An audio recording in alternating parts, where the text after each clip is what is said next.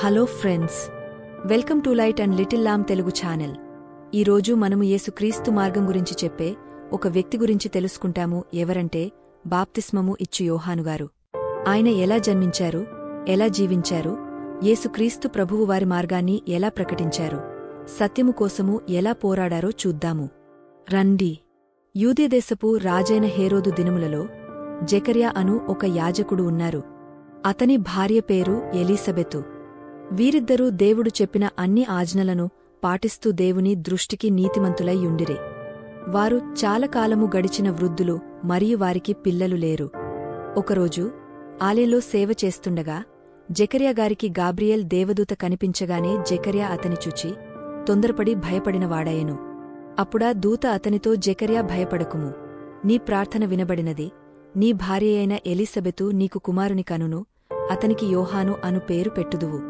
అతడు ప్రభువు దృష్టికి గొప్పవాడై ద్రాక్షరసమైనను మద్యమైనను త్రాగక తన తల్లి గర్భమున పుట్టినది మొదలుకొని పరిశుద్ధాత్మతో నిండుకొనినవాడై ఇశ్రాయేలీయులలో అనేకులను ప్రభువైన వారి దేవుని వైపునకు త్రిప్పును.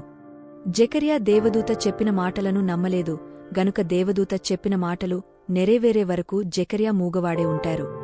ఎలీసబెతు గర్భవతి అయిన తర్వాత యేసు తల్లి మరియా ఆమెను చూడటానికి వస్తారు. ఎలీసబెతు మరియకు వందన వచనము చెప్పగానే ఆమె కడుపులో ఉన్న బిడ్డ గంతులు వేసెను. బిడ్డను కనగానే పొరుగువారు బిడ్డను అతని తండ్రి పేరు పెట్టి పిలవాలని అనుకున్నారు. కాదు, అతనిని యోహాను అని పిలవాలి అని ఎలీసబెతు చెప్పారు. వారు జెకర్యా గారిని అడిగినప్పుడు అతను ఒక పలకపై అతని పేరు యోహాను అని రాశారు. వెంటనే అతని మాట్లాడటము మరియు దేవుణ్ణి స్తుతించటం మొదలుపెట్టారు. ప్రజలు విస్మయంతో ఇలా అనుకుంటున్నారు, నిజముగా దేవుని హస్తము ఈ పిల్లవాడికి తోడుగా ఉంది అని. యోహాను దేవుని ఆత్మలో బలంగా పెరిగారు మరియు అతను తన పరిచర్యను మొదలుపెట్టే రోజు వరకు ఎడారిలో నివసించారు. యోహాను ఒంటె రోమముల వస్త్రమును మొలచుట్టూ తోలుదట్టియు ధరించుకునువాడు. అడవి తేనెను మిడుతలను తినువాడు. బాప్తిస్మమిచ్చు యోహాను అరణ్యములో ఉండి పాపక్షమాపణ నిమిత్తము మారుమనస్సు విషయమైన బాప్తిస్మము మరియు పరలోక రాజ్యం గురించి ప్రకటించుచు వచ్చెను. యెరూషలేము మరియు యూదా ప్రాంతమందంతట నుండి జనసమూహాలు అతని వద్దకు వచ్చి వారి పాపాలను ఒప్పుకుని యొర్దను నదిలో బాప్తిస్మము పొందుతున్నారు. అయితే అతడు తన చేత బాప్తిస్మము పొందవచ్చిన జనసమూహములను చూచి, సర్పసంతానమా, రాబోవు ఉగ్రతను తప్పించుకొనుటకు మీకు బుద్ధి చెప్పిన వాడెవడు? యోహాను, నేను నీళ్లలో మీకు బాప్తిస్మమిచ్చుచున్నాను, అయితే నాకంటే శక్తిమంతుడొకడు వచ్చుచున్నాడు. ఆయన చెప్పుల వారును విపుటకు నేను పాత్రుడను కాను. ఆయన పరిశుద్ధాత్మలోనూ అగ్నితోనూ మీకు బాప్తిస్మమిచ్చును. యోహాను సత్యము ప్రకటించటానికి ఏమాత్రమూ భయపడక ధైర్యముగా ప్రకటించారు. చతుర్థాధిపతి అయిన హేరోదు చేసిన సకల దుష్కార్యముల నిమిత్తమును అతని తమ్ముని భార్యయైన హేరోదియ నిమిత్తమును యోహాను అతనిని గద్దించినందుకు అదివరకు తాను చేసినవన్నీయు చాలవన్నట్టు అతడు యోహానును చెరసాలలో వేయించెను. అంతట యోహాను తన శిష్యులలో ఇద్దరిని పిలిచి, రాబోవాడవు నీవేనా? మేము మరియొకని కొరకు కనిపెట్టవలెనా అని అడుగుటకు వారిని ప్రభువు నొద్దకు పంపెను. ఆ మనుష్యులు ఆయన యొద్దకు వచ్చి, రాబోవువాడవు నీవేనా, లేక మరియొకని కొరకు మేము కనిపెట్టవలెనా అని అడుగుటకు బాప్తిస్మమిచ్చు యోహాను మమ్మును నీయొద్దకు పంపెనని చెప్పిరి.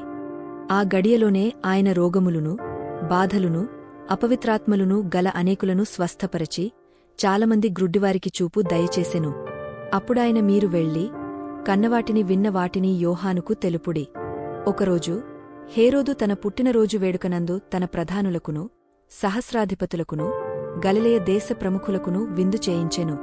అప్పుడు హేరోదియ కుమార్తె లోపలికి వచ్చి నాట్యమాడి హేరోదును అతనితో కూడా పంక్తిని కూర్చున్న వారిని సంతోషపరచెను. గనుక రాజు, నీకిష్టమైనది ఏదైనను అడుగుము, నేను నీకిచ్చెదనని ఆ చిన్నదానితో చెప్పెను. మరియు నీవు నా రాజ్యములో సగము మట్టుకు ఏమి అడిగినను నీకిచ్చెదనని అతడు ఆమెతో ఒట్టుపెట్టుకొనెను. గనుక ఆమె వెళ్ళి నేనేమి అడగవలెను తన తల్లి నడుగగా ఆమె బాప్తిస్మమిచ్చు యోహాను తల అడుగుమనెను. వెంటనే ఆమె త్వరగా రాజునొద్దకు వచ్చి బాప్తిస్మమిచ్చు యోహాను తల పళ్ళెములో పెట్టి ఇప్పుడే నాకు ఇవ్వమని కోరింది. రాజు బహుగా దున్హకపడెనుగాని తాను పెట్టుకొనిన ఒట్టు నిమిత్తమును తనతో కూర్చుండియున్న వారి నిమిత్తమును ఆమెకు ఇవ్వలేను అని చెప్పలేకపోయాడు. వెంటనే రాజు అతని తల తెమ్మని ఆజ్ఞాపించి యొక బంట్రోతును పంపెను. వాడు వెళ్లి చెరసాలలో అతని తలగొట్టి పళ్ళెములో అతని తలపెట్టి తెచ్చి ఆ చిన్న దానికిచ్చెను. ఆ చిన్నది తన తల్లికిచ్చెను. యోహాను శిష్యులు ఈ సంగతి విని వచ్చి శవమును ఎత్తికొనిపోయి సమాధిలో ఉంచిరి.